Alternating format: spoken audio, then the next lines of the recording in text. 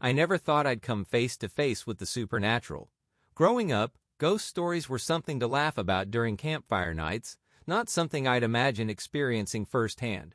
But what I encountered at the Stanley Hotel in Estes Park, Colorado, shattered every doubt I had about the existence of things we can't explain. It all started as a casual getaway, a much-needed break from the grind of everyday life. I had heard about the Stanley Hotel's eerie reputation, but I wasn't there for the ghosts. To me, it was just a historic site nestled in the Rockies, with breathtaking views and a rich history.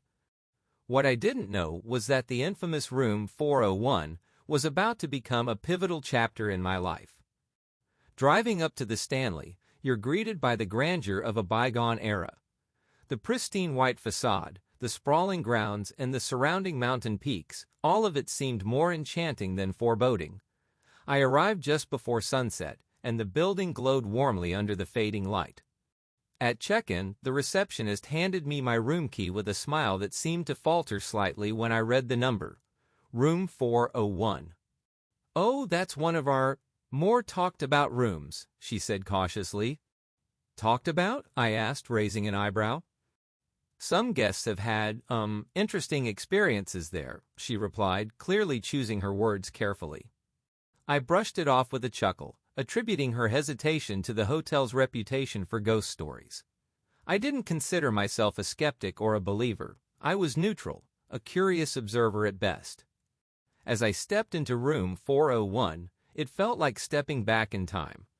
The vintage furniture, the ornate mirror above the dresser, and the faint smell of old wood created an ambience of quiet elegance.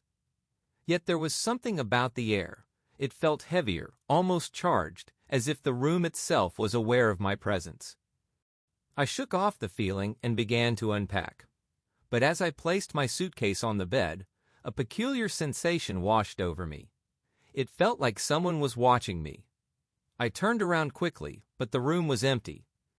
"Get it together," I muttered to myself, dismissing the feeling as nerves.